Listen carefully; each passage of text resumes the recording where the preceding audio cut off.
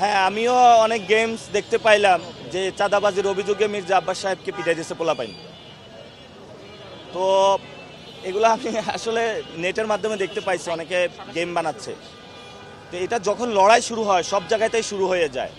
যারা মাঠে আসতে পারে না তারা ঘরে এই ধরনের যারা সমাজে চাঁদাবাজি, সন্ত্রাস, মাদক বাণিজ্য থেকে শুরু করে মানুষের উপর অত্যাচার চালিয়ে যাচ্ছে, গেমের মাধ্যমে তাদেরকে প্রতিহত করার চেষ্টা চালাচ্ছে।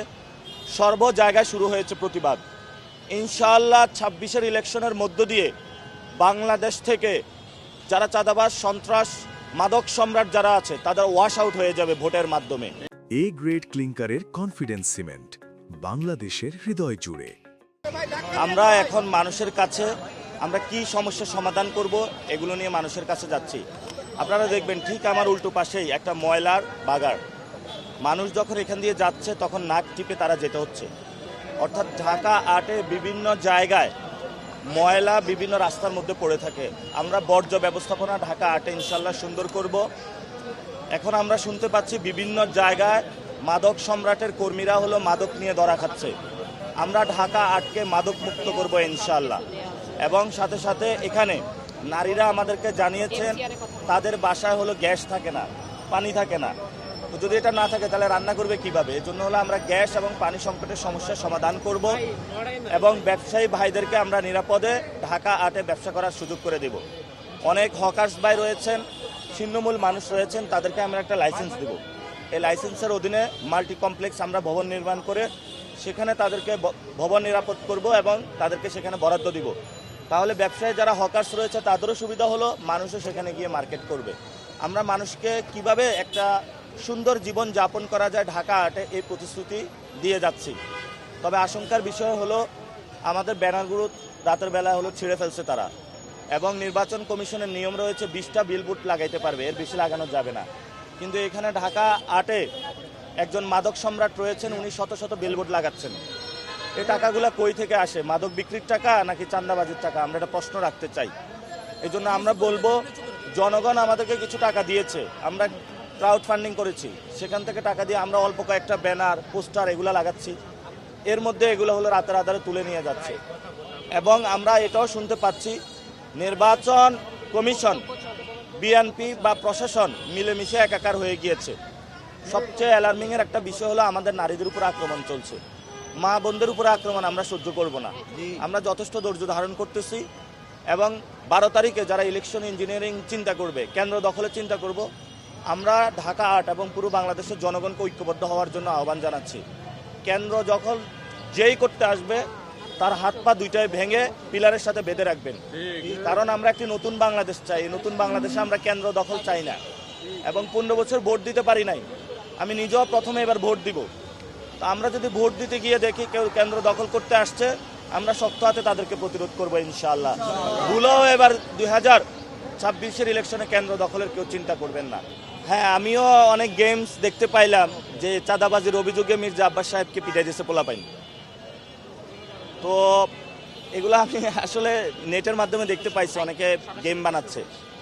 তো এটা যখন লড়াই শুরু হয় সব জায়গাতেই শুরু হয়ে যায়। যারা মাঠে আসতে পারে না তারা ঘরে এই ধরনের যারা সমাজে চাঁদাবাজি, সন্ত্রাস, মাদক বাণিজ্য থেকে শুরু করে মানুষের উপর অত্যাচার চালিয়ে যাচ্ছে, গেমের মাধ্যমে তাদেরকে প্রতিহত করার চেষ্টা চালাচ্ছে। সর্ব জায়গায় শুরু হয়েছে প্রতিবাদ। ইনশাআল্লাহ 26-এর ইলেকশনের মধ্য দিয়ে বাংলাদেশ থেকে যারা চাঁদাবাজ, সন্ত্রাস, মাদক সম্রাট যারা আছে তাদের ওয়াশ আউট হয়ে যাবে ভোটের মাধ্যমে। আর বড় একটি বিষয়, অনেকে বলে যে আমি বিজয়ী হব। বিজয়ী কে হবে এটা জনগণ ডিসাইড করবে। জনগণ ভোট দিয়ে এটা সিদ্ধান্ত নেবে। কারো বাপের কোনো সাহস নাই, উনি সিদ্ধান্ত নেবে। এজন্য জনগণের হাতে রায় ছেড়ে দিন। জনগণের সিদ্ধান্তের মধ্য দিয়ে ইনশাল্লাহ আমরা একটি নতুন বাংলাদেশে যাব। জনগণের কাছে কি পরিমাণ আসলে সাড়া পাচ্ছেন দুয়ারে গিয়ে? জনগণের কাছে আলহামদুলিল্লাহ ভালো সাড়া পাচ্ছি। তবে ঢাকা আটে একটা ভালো দিক, শিক্ষিত মানুষ বেশি।